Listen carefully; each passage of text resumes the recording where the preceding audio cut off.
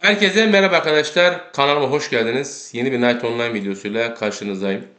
Öncelikle hepinize destekleriniz için tekrar teşekkür ederim arkadaşlar. Elimizden geldiğince dediğim gibi bu platformda natürel ve düzgün bir şekilde video çekmeye çalışıyoruz. Şu anda ikinci çarın hazırlığı başladı. Dün ringini aldık. Şu şekilde. 83 level rep 8 insan okçu Human. Bunun da yanılmıyorsam 4,2 milyon herhalde bir NP'si var. Güzel. Ortalama bütçe ne gidecek, nasıl yapacağız onları hesaplıyoruz. Çünkü onu tam anlamıyla biraz canlı kıyım diyeyim yani şurada biraz iş yapacak bir hale getirirsek sonra tekrardan buna yükleneceğiz Warrior'a. Bunun eksiklerini tekrar tamamlayacağız. İşte bunun da bir buglu sete ihtiyacı var dediğimiz gibi. Ama Rogia'nın tabi itemleri daha önemli. Onun önce tabi buglu itemini, buglu setini alacağız. Silahı e, daha etkili düşünüyoruz ki takılardan biraz feragat etmek için başlangıçta. Holy 9 mu lan o? Holy 9'muş ya. Helal olsun valla. Güzel para. 7 seti bile 15-16 milyar şu anda. Biz buglu setine baktık Warrior'un. Herhalde yanılmıyorsam ortalama 10-11 bin liraya mal oluyor. Ama dönüp 9 shell set yaptığınız zaman o da 13-14 bin liraya mal oluyor. Ben de anlamıyorum bu nasıl bir sistem yani. Madem bu set bu kadar değerli o niye o kadar pahalı değil parçalarına göre de gerçi parça parça yapılıyor. Şimdi biz aldık ringi de herhalde yanılmıyorsam ya DKC ya da Azagai olacak elinde artı 7. İkisinin de fiyatları çok absürt. Yani DKC alırsan 35-40 bin liraya mal oluyor. Ama tabii daha etkili oluyor. Azagai'yi aldığın zaman o da artı 7. O da yanılmıyorsam 10-11K yani 10-11 bin lira falan civarında. Yani bu durumda Asas'ın tabii çarını biraz rebini yüksek aldık ki etkili olsun diye. Bunun da çünkü rebini yüksek almıştık etkili olsun diye. İtemler biraz başlangıç olarak çok iyi değil ama çok kötü de değil yani. Ben videolarda da paylaştığım gibi o kadar da cacık değil yani. Vuruyor, keyif alıyoruz. Vurduğumuz zaman BDV'de olsun, JR'de olsun sıkıntı olmuyor. Tam CZ'ye tam dokümanlı girmedik ama çar geldiği zaman CZ'de de ikimiz beraber slotlar koşturma bakacağız. Bir elimizden geldiğince bir şeyler yapacağız. Onu da o zaman göreceğiz ne olacağını. Yani tabii gidip de 8 kişilik parti kesecek halimiz yok. Böyle bir şey mümkün değil de. Ama gene de orada bir hoplama zıplama olacak bakalım. Muhtemelen okçunun da yani ne kadar olur tahmini harcaması. Okçunun fiyatı yüksek olacak tahmini harcaması. Yani zaten sadece şuna verdik 9-10 bin lira para yani. Uyguna denk geldi. Şu durumda yani Rep 8 oraya attı. Rep 8 bir 4 milyon NPL çarp. Nereden baksanız belki vardır 12-13 bin lira yani. Biz 3-4 bin lira ucuza aldık. Şimdi ortalama bütçe ne kadar olacak? Bütçe tabii ki de 50K civarında olacak eğer DKC 7 olursa. Çünkü DKC 7'ye para verdiğimiz zaman 35 bin lira civarında para. Yanılmıyorsam buglu setine de gider bir 10-11 bin.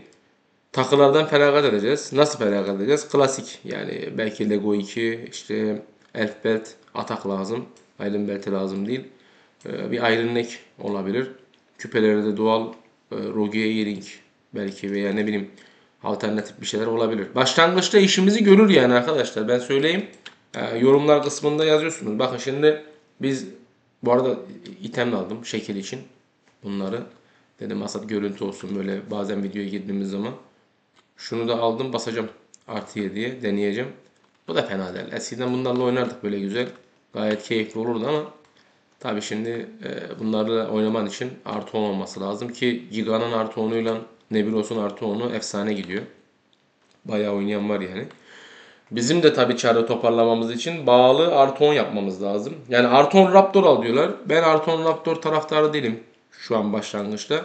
Şahsen artı 10 Raptor kullanmam yani. Yani artı 10 Raptor alana kadar biraz daha bekler sabreder. Artı 10 bağlı alırım. Benim için daha iyi olur daha mantıklı olur.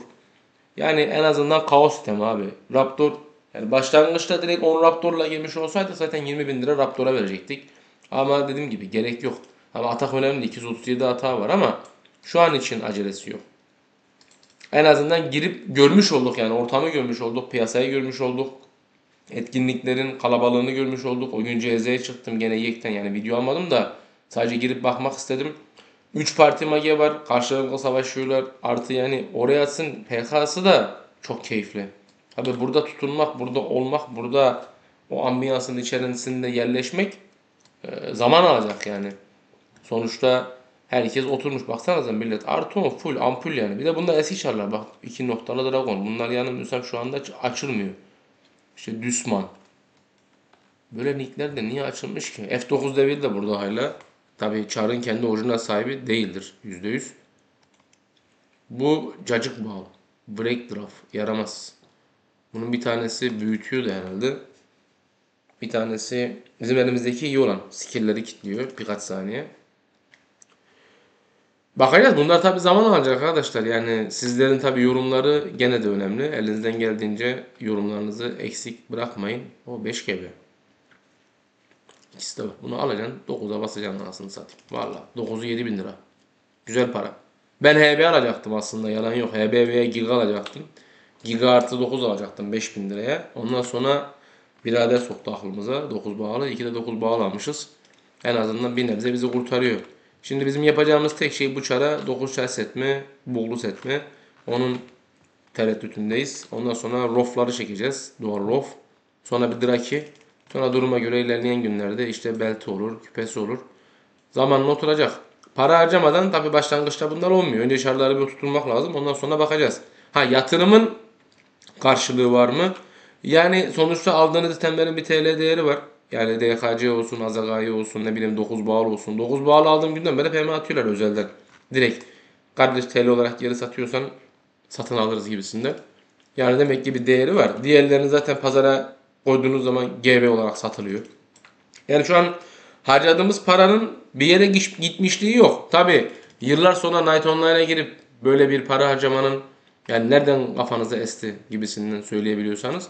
Ya şimdi şöyle, iyi kötü bir oyun bilgimiz var. Tabi oyuna başlamadan önce YouTube'dan bayağı araştırdım. En son serverda başlamak için. Ama en son serverda da şu anda farm ciddi dönüyor. Böyle bu denli bir çar dizmen için çok para harcaman lazım. En azından burada bir PvP gibi demeyeyim de aktif kalabalık bir sunucuda elimizden geldiğince oturmaya çalışacağız. Ekip de şu an fena değil ama daha iyi bir ekip de ilerleyen günlerde olabilir. Ona bir şey diyemem. Şu an için ekiple hiçbir PK atmadım. Bir iki sohbetimiz, muhabbetimiz var. O beraber girdiğimizde pelerini düşmüştü. Bir pelerin kestik falan. Yani tabi CR'lerden sonra PK atıyorlarmış 50-50 görevleri bitirmek için.